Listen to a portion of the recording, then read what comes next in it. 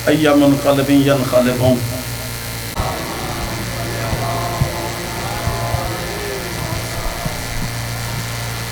أعوذ بالله من الشيطان الرجيم.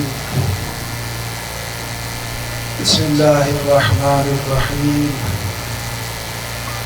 الحمد لله رب العالمين بارئ الخلائق أجمعين، والصلاة والسلام على سيد الأنبياء والمرسلين حبيب إله العالمين بالقاسم محمد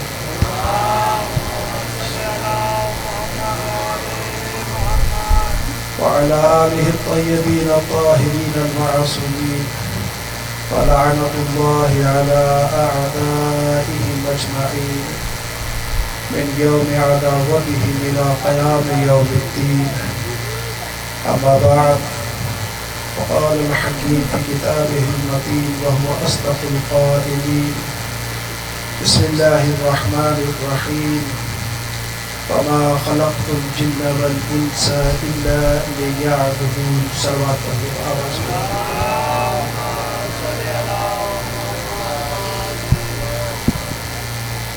حضرت محترم،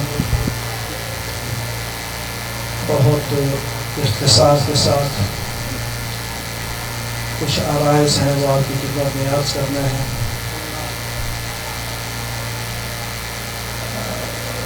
پرسوں رات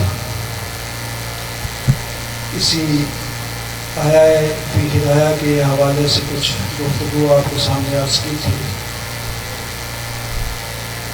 اور یہ چاہتا ہوں کہ چونکہ بہت سارے نئے چہرے یہاں پر دیکھ رہا ہوں، لہٰذا چند جملوں میں اس کا خلاصہ بیان کر کے اور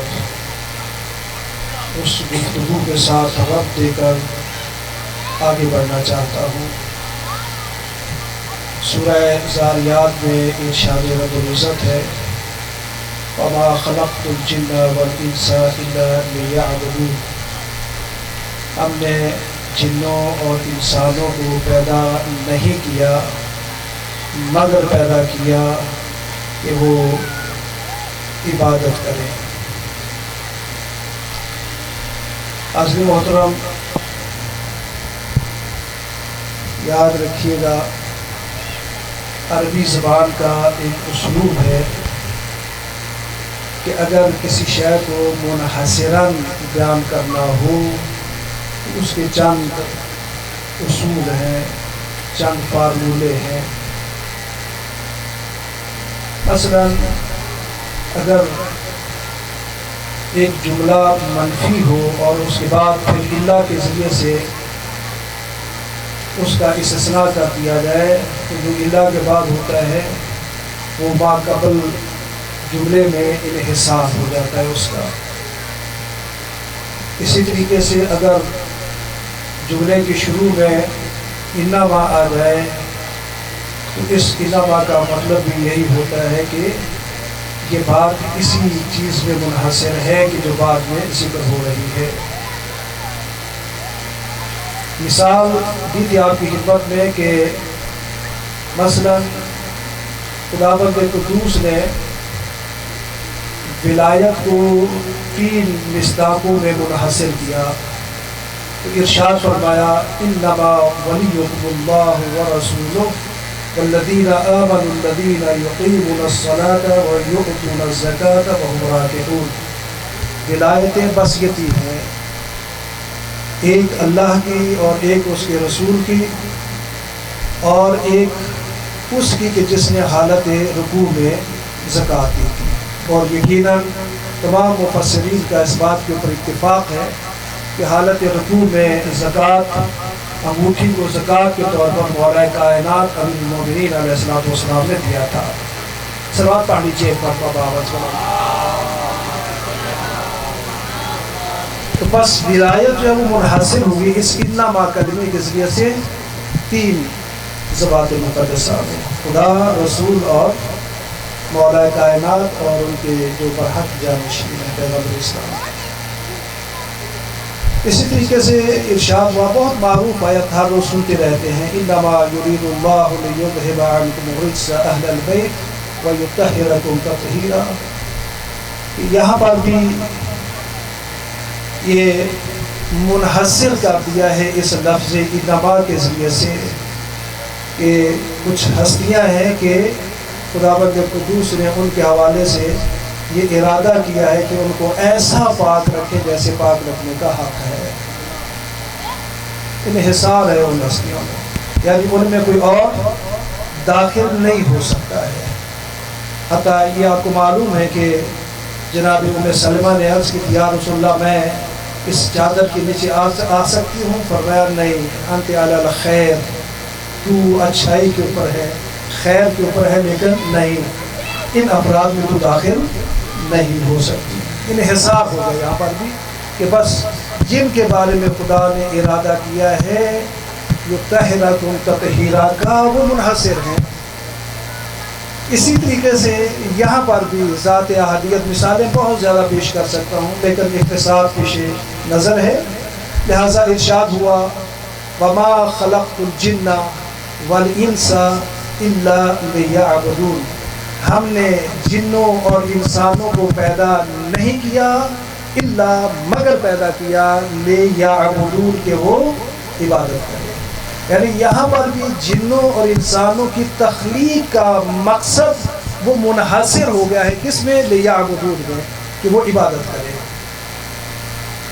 حضرت محترم، میں عرض کروں آپ کی خدمت میں، چونکہ عربی زبان ایک بہت فصیح اور بلیغ زبان ہے، لہذا اس کے جو یہ فصاحت و بلاغت کے جو پہلو ہیں وہ لوگ سمجھ سکتے ہیں اور وہی لطف لے سکتے ہیں کہ جن کو اس عربی زبان سے کوئی تھوڑا سا شغف ہو اور آشنائی ہو۔ دیکھیں یہاں پر خداوند قدوس نے جو لفظ یعبدون استعمال کیا ہے، یہ ایک ایسا لفظ ہے کہ ویسے تو سارے قرآن کے لفظ ایسے ہیں کہ خدا نے ہر ایک لفظ کو جس آیا میں جہاں پر استعمال کیا ہے وہ ایک ایسا نگینہ ہے کہ بس وہ وہیں پر فٹ ہو سکتا ہے، اس کے علاوہ اور نہیں۔ اس جگہ پر کسی اور لفظ کا اگر استعمال کیا جائے گا، بولو اس کا ہم معنی ہی کیوں نہ ہو، لیکن وہ آیت کی وہ فصاحت اور بلاغت نہیں رہے گی۔ یہاں پر کیا فصاحت و بلاغت ہے حاضرین محترم، دیکھیے توجہ فرمائیے گا۔ لیعبدون، جنوں اور انسانوں کی تخلیق کا مقصد کیا ہے؟ منحصر ہے کس میں؟ یعبدون۔ یعبدون عربی زبان میں اس فعل کو فعل مضارع کہا جاتا ہے، اور فعل مضارع کی خصوصیت یہ ہے کہ اس میں دوام اور استمرار کا معنی پایا جاتا ہے۔ کس کا معنی؟ یہ فعل مضارع جس معنی کے اوپر دلالت کرتا ہے اس میں ہمیشگی ہے، اس میں دوام ہے، اس میں استمرار ہے، تو اس نے جاری و ساری رہنا ہے، یہ معنی ہے۔ لہذا یہ ہے فعل مضارع۔ کیا مطلب ہوا؟ مطلب یہ ہوا کہ جنوں اور انسانوں کی تخلیق کا مقصد یہ ہے کہ وہ ہمیشہ عبادت کرتے رہیں، ہمیشہ عبادت کرتے رہیں۔ کوئی لمحہ، کوئی لحظہ ان کا ایسا نہیں ہونا چاہیے کہ جو عبادت سے خالی ہو۔ یہ آیہ مجیدہ کا یہ مفاد ہے، یہ مفہوم ہے، یہ معنی ہے۔ خلاصہ کر رہا ہوں آپ کی خدمت میں، یعنی پیغام خداوندی یہ ہے کہ اے بچوں، اے جوانوں، اے بوڑھوں، اے مردوں، اے عورتوں، تمہاری زندگی میں تمہارا کوئی بھی لمحہ وہ عبادت سے خالی نہیں ہونا چاہیے۔ اگر کوئی لمحہ خالی ہو گیا تو اس کا مقصد یہ ہے کہ تم نے وہ خلقت کا جو مقصد ہے، ہدف ہے، اس کو پورا۔ توجہ چاہوں گا حاضرین محترم، یہ اگرچہ کوئی بہت مطلب وہ علمی بات ہے، لیکن میں بہت ایسے انداز میں آپ کے سامنے عرض کروں گا کہ آپ انشاءاللہ متوجہ ہوں گے اور محظوظ بھی ہوں گے۔ ایک مرتبہ صلوات پڑھ لیجیے بآواز بلند۔ تو بس خلاصہ، چونکہ اس رات میں بڑی تفصیل کے ساتھ یہ ان چیزوں کے حوالے سے گفتگو کر چکا ہوں، آج میں گزر رہا ہوں تاکہ ربط ہو جائے آگے جو کچھ آرائز آپ کی خدمت میں عرض کرنے ہیں۔ لہٰذا اے جنوں اور انسانوں، تمہاری تخلیق کا مقصد منحصر ہے اس میں کہ تم ہمیشہ ہر وقت کیا کرو؟ عبادتیں الہی میں اپنی زندگی بسر کرو. تمہارا کوئی لمحہ کوئی وقت ایسا نہیں ہونا چاہیے کہ جو عبادت سے خالی ہو. یعنی کیا مطلب یہ ہے کہ تم جاگ رہے ہو تو عبادت، تم سو رہے ہو تو عبادت، تم مجلس میں بیٹھے ہوئے ہو تو عبادت، تم دکان کے اوپر ہو تو عبادت، کارخانے میں کام کر رہے ہو تو عبادت، اپنی ملازمت کے اوپر ہو تو عبادت. یعنی جہاں کہیں بھی جس بھی حال میں جس بھی لمحے میں ہو جس حالت میں ہو تمہارا عبادت سے خالی نہیں ہونا چاہیے. ہے یا نہیں؟ یہ خدا کا برحق کلام ہے نا، اس میں کسی قسم کا کوئی شک و شبہ نہیں ہو سکتا. لیکن اب سوال ہے ہمارے لیے کہ ہم یہ کس طرح سے عبادت میں رہیں، 24 گھنٹے ہر وقت عبادت میں رہیں. ٹھیک ہے، میں نے عرض کیا تھا کہ اس کا ایک نسخہ ہے، بس ایک نسخہ چھوٹا سا. اگر اس نسخے کو اپنا لیں تو انسان کی زندگی میں کوئی اس کا ایسا لمحہ نہیں ہوگا کہ جس میں وہ عبادت نہ کر رہا. کون سا نسخہ؟ نسخہ بس یہی ہے کہ اس نے جو جائز کام کرنا ہے وہ قربان اللہ کر لے. جو بھی اس نے جائز کام کرنا ہے وہ کیا کر لے؟ قربان اللہ. بھائی واجب کام اگر اس میں قربان اللہ نہیں کریں گے تو وہ وظیفہ ساقط نہیں ہوگا. مثال کے طور پر نماز جو ہے، اس میں اگر کوئی شخص نیت کرتا ہے اور اس میں قصد قربت نہیں کرتا ہے، کیا خیال ہے آپ کا؟ نماز ہو جائے گی اس کی؟ میں قربت اللہ، بھائی نماز نہیں پڑھتا ہے، قربت اللہ نہیں پڑھتا، بلکہ وہ دکھانے کے لیے مسجد میں جاتا ہے. ماشاءاللہ سے لوگ کہیں کہ یہ مسجد کا نمازی ہے. وہاں جا کے وہ پیش امام کے پیچھے اول صف میں کھڑا ہو جاتا ہے. نیت کیا ہے کہ ماشاءاللہ سے لوگ کہیں کہ جی ماشاءاللہ یہ اول صف کا نمازی ہے. بر وقت اول وقت میں نماز پڑھتا ہے، بڑے خشوع کے ساتھ نماز پڑھتا ہے. لیکن اگر وہاں پر جا کے وہ قربت اللہ کی نیت بھی کرتا ہے، کیا خیال ہے اس کی عبادت ہوگی؟ نماز منہ کے اوپر دینا نہیں جائے گی. جو قصد قربت سے خالی ہے وہ نماز نہیں ہے. اسی طریقے سے واجبات سارے ایسے ہیں، ان میں کیا ہے؟ قصد قربت. نماز ہے، روزہ ہے، حج ہے، زکوٰۃ ہے، یہ اگر قصد قربت نہیں کرتے ہیں یہ واجبات نہیں ہوتے. جو واجبات کی بات ہے قصد قربت شرط ہے، اور جیسے شرط آ جاتی ہے، اگر وہ شرط نہ ہو اس کو انجام نہ دیا جائے گویا کہ وہ کوئی عمل نہیں ہے بارگاہ خدا. لہذا یاد رکھیے گا قصد قربت ایک انتہائی اہم چیز ہے تمام کی تمام عبادات میں. اور اگر آپ کسی جائز کام کو کہ جس کا کرنا نہ کرنا، مستحب کام میں بھی ہاں قصد قربت شرط ہے. آپ 2 رکعت نماز فجر پڑھتے ہیں، نفل پڑھتے ہیں، مستحب ہے نا. اگر اس کو قصد قربت سے نہیں پڑھیں گے وہ بھی نماز آپ کی نہیں ہوگی. چاہے واجب چاہے مستحب اس کو قصد قربت سے پڑھنا ہے تب وہ عبادت شمار ہو. اور اگر ایک جائز کام جو واجب بھی نہیں ہے مستحب بھی نہیں ہے، اگر آپ چاہتے ہیں کہ اس کے اوپر بھی خداوند قدوس ہمیں عبادت کا ثواب دے تو پھر اس میں بھی قصد قربت کر دیجیے. مثال کے طور پر مثال دی تھی کہ کپڑا جو ہے وہ ایک مرتبہ صلوات پڑھ لیجیے بآواز بلند.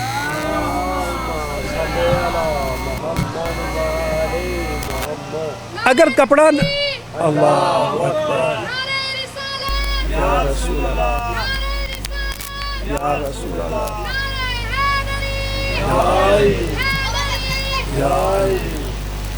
اگر کوئی شخص ایک مباح کام یعنی جائز کام جس کا کرنا نہ کرنا برابر ہوتا ہے. مثال کے طور پر کپڑا جو ہے وہ نجس ہو گیا ہے، ابھی آپ کو ایسی ضرورت نہیں ہے آپ کپڑے کو دھو لیتے ہیں. اس وقت آپ کا دھونا کپڑے کو وہ مباح کام ہے. آپ کا دل چاہے دھو لیں، دل چاہے نہ دھو لیں، پاک کر لیں نہ پاک کریں، آپ کی مرضی ہے. لیکن اگر آپ اس کپڑے کو دھو رہے ہیں، اس مباح کام کو کر رہے ہیں اور نیت آپ یہ کرتے ہیں کہ میں اس کو دھوتا ہوں قربتاً اس کپڑے کے دھونے کے اوپر آپ کو ثواب ملے گا، یہ عبادت ہو جائے گی آپ کی۔ بس ہر وہ کام، جائز کام کہ جو آپ کرتے ہیں، اگر قصد قربت کے ساتھ کرتے ہیں تو اس میں وہ عبادت ہو جائے گا۔ آپ اپنے بچوں کا پیٹ پالنے کے لیے کوئی ملازمت کرتے ہیں، دھاڑی کرتے ہیں، کسی قسم کا جائز شغل کرتے ہیں، وہ اگر آپ اس کو قصد قربت کے ساتھ انجام دیتے ہیں تو وہ عبادت ہے۔ حتیٰ تھکے ہوئے ہیں، سارا دن کام کاج کیا ہوا ہے، یقین کے ساتھ کہ میں خدا کا بندہ ہوں، خدا نے میری ذمہ داریاں لگائی تھی، میں نے ان ذمہ داریوں کو پورا کیا، تھکاوٹ ہو گئی ہے، میں سو جاتا ہوں تاکہ اس سونے سے میرے بدن میں پھر سے یہ قوت اور طاقت آ جائے، تاکہ میں اگلے دن پھر اپنی ان ذمہ داریوں کو انجام دوں۔ میں خدا کے قریب ہونے کے لیے، قربت الہی حاصل کرنے کے لیے میں سو رہا ہوں۔ حضرت محترم، آپ ساری رات سوتے رہیں، خدا بند قدوس اس سونے کو عبادت کرا دے۔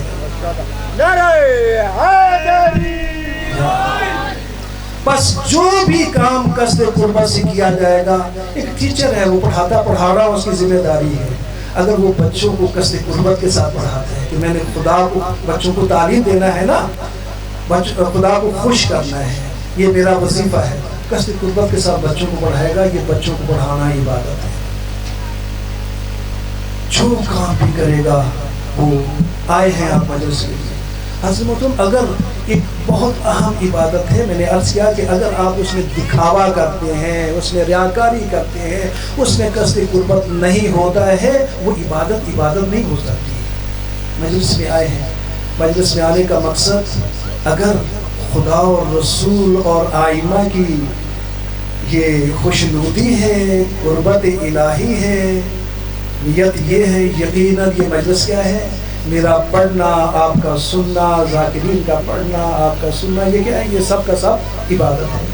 لیکن اگر آپ اس مقصد کے علاوہ کسی اور مقصد کے لیے آتے ہیں کہ جی فلاں عالم دین پڑھے گا، مثلاً واہ کیا اس کی کیا گفتگو ہوتی ہے، وہ لچھے بنا دیتا ہے گفتگو کو۔ اگر یہ صرف لفاظی اور لچھے بازی سننے کے لیے آتے ہیں، ذہنی تراوت کے لیے آتے ہیں، پھر کی عبادت نہیں ہے۔ اگر آپ اس لیے مجلس میں آتے ہیں کہ فلاں ذاکر بڑا سریلا ہے، بڑا مشہور ذاکر ہے، چلے اس کی مجلس میں، حاضر محترم قصد قربت نہیں ہے۔ جتنا بھی آپ مصائب سنیں، جو کچھ کریں، یہ عبادت نہیں ہے۔ جب بھی ریا، دکھاوا یا قصد قربت کے علاوہ کوئی اور چیز آ جاتی ہے، وہ عبادت قرار نہیں پاتی ہے۔ بس ہر کام میں جو جائز کام ہے، اس میں اگر آپ قصد قربت کرتے ہیں تو وہ عبادت ہے۔ لیکن ایسا نہ ہو کہ کہیں خدا نہ خواستہ میری بات سے آپ یہ سمجھیں کہ جو بھی کام کریں قصد قربت سے کر لیں وہ عبادت ہو جائے گی۔ تو آپ مثلا خدا نہ خواستہ کوئی شخص جائے اور جا کے کسی کی چوری کرے اور کہے میں چوری کرتا ہوں، قربت اللہ، چوری کرنا قربت اللہ نہیں ہے، خدا سے دور کرنا ہے، لہٰذا یہ عبادت نہیں۔ میں فلاں مومن کی غیبت کرتا ہوں، قربت اللہ، غیبت کرنا کیا ہے؟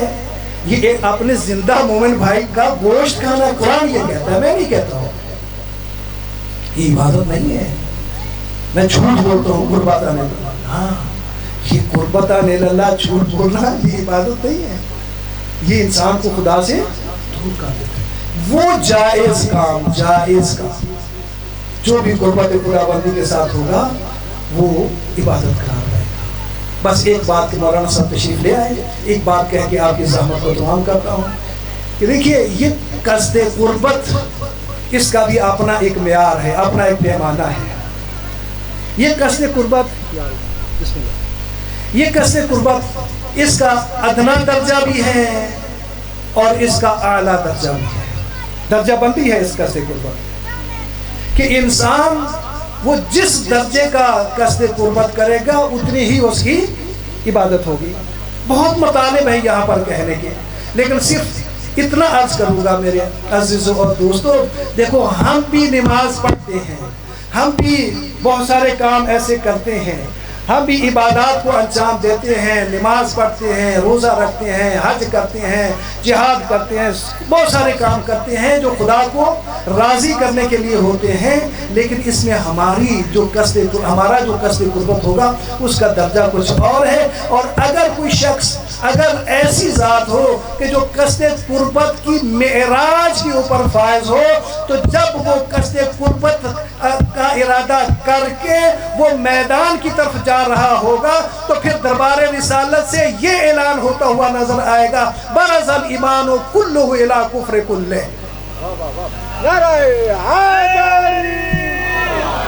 یہ مومن نہیں بلکہ کل ایمان کل کفر کے مقابلے میں جا رہا ہے۔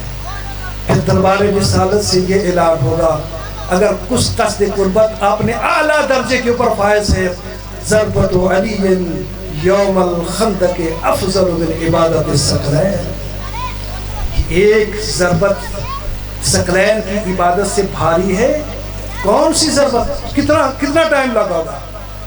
یہ ماری تلوار اب ابن وقت اس کو گرا دیا، ایسے ہی ہے نا؟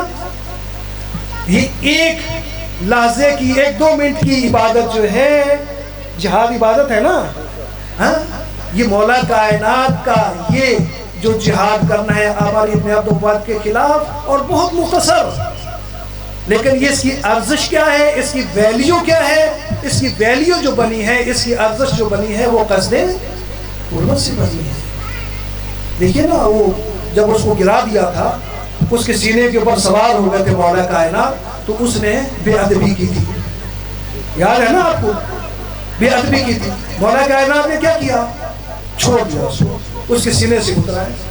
بعد میں کہا گیا کہ ایک ایسے ملعون کو کہ جو عمر ابن عبدالوہاب جیسا ہو، اس کو پچھاڑنے کے بعد پھر چھوڑ دینا، یہ تو بہت ہی خطرناک بات تھا۔ کیوں چھوڑا؟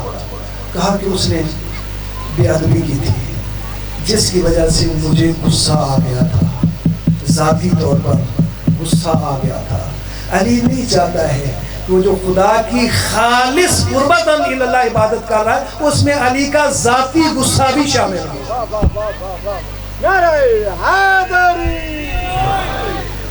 بس میرے عزیزوں، میرے دوستوں، جو بھی کام کرنا ہے، جو بھی عبادت کرنی ہے، اگر وہ قصد قربت کے ساتھ ہے تو اس کا اجر ہے، وہ عبادت ہے، اس کا بہت بڑا ثواب ہے۔ لہٰذا میرا خیال ہے کہ یہ ایسا آسان نسخہ ہے، ایسا آسان نسخہ ہے کہ مجھے یہ بتائیے کہ کون سا ایسا مرد ہے، کون سی ایسی عورت ہے، کون سا ایسا بچہ ہے، کون سا ایسا جوان ہے کہ جو قصد قربت نہ کر سکتا ہو؟ ہر ایک کر سکتا ہے۔ بہت آسان نسخہ بتایا ہے خدا نے کہ میری عبادت کرنا ہے اور ہر لمحہ عبادت میں گزارنا ہے، تو بس قصد قربت کرو۔ لہٰذا یہی پیغام ہے اس آیہ مجیدہ کا، وَمَا خَلَقْتُ الْجِنَّ وَالْإِنسَ إِلَّا لِيَعْبُدُونَ، ہم نے جنوں اور انسانوں کو پیدا نہیں کیا مگر اس لیے پیدا کیا کہ وہ مسلسل ہمیشہ عبادت میں رہے، ہمیشہ عبادت میں رہے۔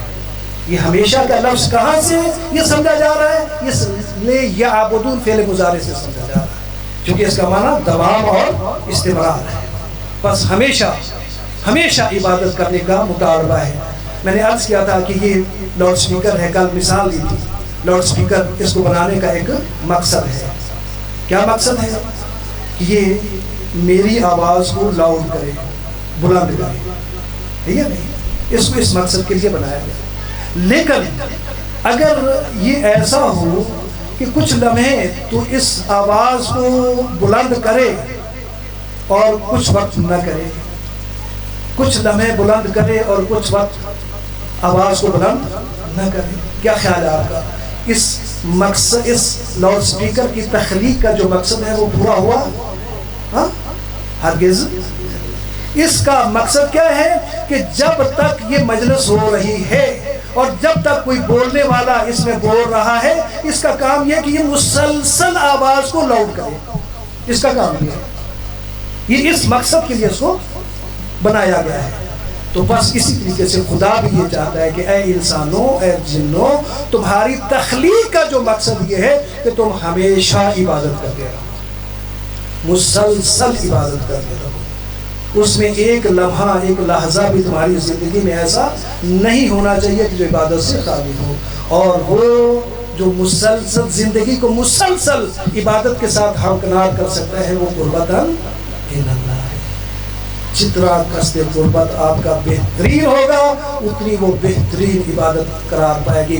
حتیٰ انسان جب سجدے میں جاتا ہے نماز میں اور وہاں پر جا کے خلوص نیت کے ساتھ قربتاً اللہ کہتا ہے سبحان ربی الاعلی و بحمدہ، تو خدا فرماتا ہے اے میرے بندے یہ تیری عام عبادت نہیں ہے، یہ تو الصلاۃ معراج المومن، یہ تو بندوں کی معراج ہوتی ہے. بس خدا نے اس لیے انسان کو پیدا کیا ہے، جنوں کو بھی، کہ وہ مسلسل عبادت کرتے رہے. حضرت محترم، جیسی عبادت کربلا کے میدان میں ہوئی، حضرت محترم ہمارے لیے رول ماڈل ہے، نمونہ ہے. جتنا سخت وقت آتا گیا اس عبادت میں اضافہ ہوتا گیا، خصوصیات رکھی جاتی رہی. اور یاد رکھیے گا عبادت فقط یہ نماز پڑھنا نہیں، اگرچہ ہمارے ذہن میں یہی آتا ہے عبادت کیا ہے، بس یہ نماز، یہ رکوع سجود، یہ نہ، یہ ٹھیک ہے. یہ عبادت کا جو سب سے اکمل اور بہترین اظہر فرد ہے وہ یہ نماز ہے. لیکن فقط نماز ہی عبادت نہیں ہے، یاد رکھیے گا. صرف نماز ہی عبادت نہیں بلکہ نماز بھی عبادت ہے. یعنی نماز کے علاوہ اور بھی عبادت. میں کہتا ہوں ساری زندگی انسان جو بھی کام کرتا ہے وہ اس کا عبادت شمار ہو سکتا ہے، صرف نماز نہیں. لیکن عام طور پر جب عبادت کا تصور آتا ہے، جب بھی لفظ عبادت کو بیان کیا جاتا ہے، سننے والا اس کے ذہن میں یہی آتا ہے کہ وہ بڑا نمازی ہے، وہ تہجد پڑھتا ہے، وہ مثلا نوافل پڑھتا ہے. یہ نماز پڑھنا اس کے ذہن میں آتا ہے. لیکن عبادت صرف نماز نہیں ہے. ہاں، بہترین عبادت کے افراد میں سے ایک بہترین فرد ہے یہ نماز، سب سے اکمل ہے یہ نماز. لیکن اس کے علاوہ جہاد جو ہے وہ بھی عبادت ہے. حتیٰ میں نے عرض کیا آپ کی خدمت میں، مولا کائنات کا جہاد ہے نا، اور جہاد بھی 2 منٹ ہی، تو اس کو کیا قرار دیا؟ چونکہ وہاں پر قصد قربت اپنی معراج کے اوپر ہے، تو وہاں پر فرما دیا برز الایمان کلہ الی کفر کلہ. جہاد بھی عبادت ہے. اور کربلا کے میدان میں حاضر محترم جو جہاد کی مثال پیش کی گئی، اس کی مثال دنیا میں نظر نہیں آتی. دیکھیے سب سے بڑی شہادت عظمیٰ جس کو کہا جاتا ہے وہ سید الشہداء کی شہادت ہے، امام علیہ السلام کی شہادت. لیکن اس سے پہلے، اس شہادت عظمیٰ سے پہلے، اس شہادت عظمیٰ کا جو مقدمہ امام علیہ السلام نے رکھا، وہ مقدمہ کیا تھا؟ وہ شہزادہ علی اصغر کی شہادت تھا. دیکھیے یہ علم اصول کی ایک بہت بڑی بات ہے، میں اس میں نہیں پڑھنا چاہتا. یاد رکھیے جتنا ذیل مقدمہ، جس کے لیے مقدمہ قائم کیا جاتا ہے، جتنا معیار اس کا بلند ہوتا ہے، اس کے لیے جو مقدمہ چنا جاتا ہے، بنایا جاتا ہے، اس کا معیار بھی بہت بلند ہوتا ہے. مثال کے طور پر نماز جو ہے نا، اس کے لیے مقدمہ کیا ہے؟ وضو کرنا. اگر اس مقدمے کو انجام نہیں دیا جائے گا تو بے شک انسان جو وہ جتنی مرتبہ سجدہ کرے، رکوع کرے، وہ عبادت نہیں ہے. کیوں؟ اس لیے کہ اس مقدمے وضو کو طے نہیں کیا ہے. جب تک وضو نہ کرے انسان کی نماز نہیں ہوتی ہے. نماز بہت بڑی عظیم عبادت ہے، لہٰذا اس کے لیے وضو اتنا عظیم مقدمہ ہے کہ اگر آپ ہر وقت باوضو رہیں تو یہ آپ کے قلب کی نورانیت کا سامان آپ کو فراہم کرتے رہے گا. آپ وضو کر کے سو جائے، ساری رات سونا آپ کا عبادت جب وہ قرار پائے، یہ وضو. لہٰذا یہ نماز کے لیے اس کو مقدمہ قرار دیا. حاضر محترم، اسی طریقے سے شہادت عظمیٰ امام علیہ السلام کی شہادت ہے، سب شہادتوں سے بڑی شہادت. لیکن اس کا مقدمہ جو امام علیہ السلام نے قائم کیا، وہ مقدمہ جناب شہزادہ علی اصغر کی شہادت. جناب شہزادہ علی اصغر کی شہادت. اب دیکھیے کیسا مظلومیت کا انداز ہے، کس طرح سے امام علیہ السلام دنیا والوں کے سامنے اپنے آپ کو پیش کر رہے ہیں. گویا کہ جناب شہزادہ علی اصغر کی شہادت وہ شہادت ہے کہ جس نے امام علیہ السلام کی مظلومیت کے اوپر مہر لگا دی. مظلوم ہے، بہت بڑے مظلوم ہے، سید الشہداء ہے، لیکن شہزادہ علی اصغر کی شہادت کربلا کے میدان میں کھڑے ہیں، سارے آبان و انصار شہید ہو چکے ہیں، نظر الی یمین و الی شمال، امام دائیں دیکھتے ہیں بائیں دیکھتے ہیں، کوئی نظر نہیں آتا، ایک مرتبہ استغاثہ بلند کرتے ہیں، حل من ناصر ینصر، کون ہے جو میری مدد کرے؟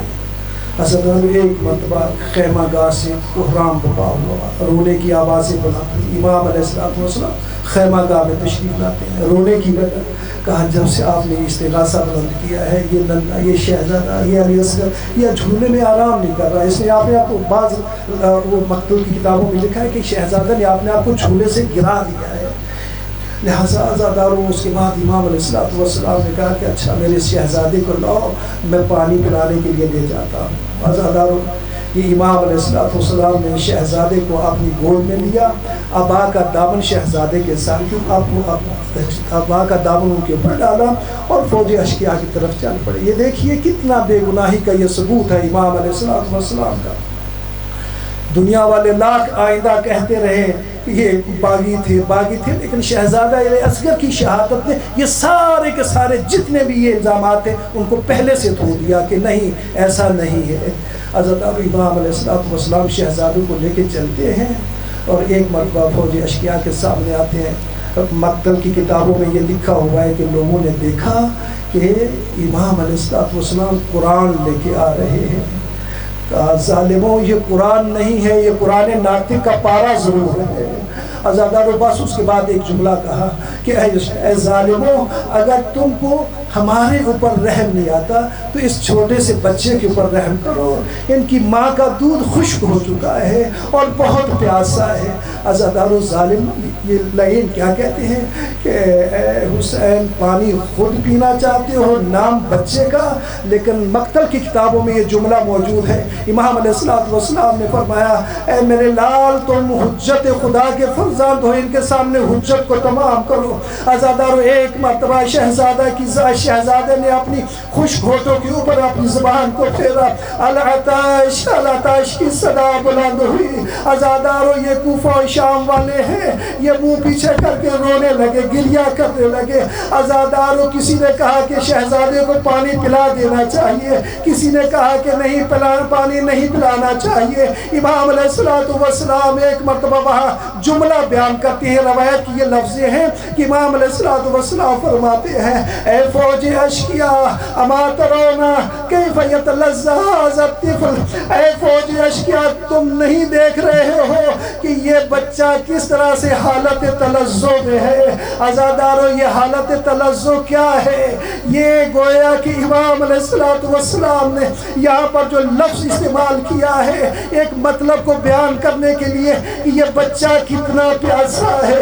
عزادارو یہ حالت تلذذ کیا ہوتی ہے کہ مچھی کو جب پانی سے باہر نکالا جاتا ہے تو مچھی پہلا کام کیا کرتی ہے؟ پانی سے باہر آ کے تڑپتی ہے، جب تک اس میں سکت رہتی ہے وہ تڑپتی رہتی ہے۔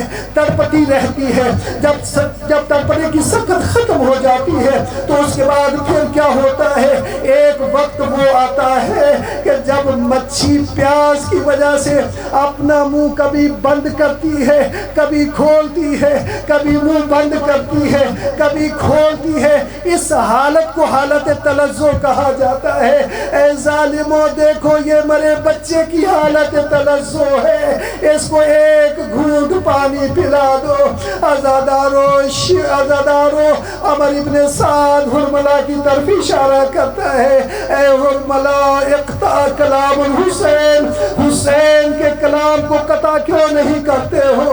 عزادارو بس قطع یہ جملہ کہا، حرملہ نے تیر چلایا، وہ تیر ایسا تھا کہ من اوزن الى اوزن ذبحت اطفال من اوزن الی اوزن، یہ بچہ ایک کان سے لے کے دوسرے کان تک ذبح ہو گیا۔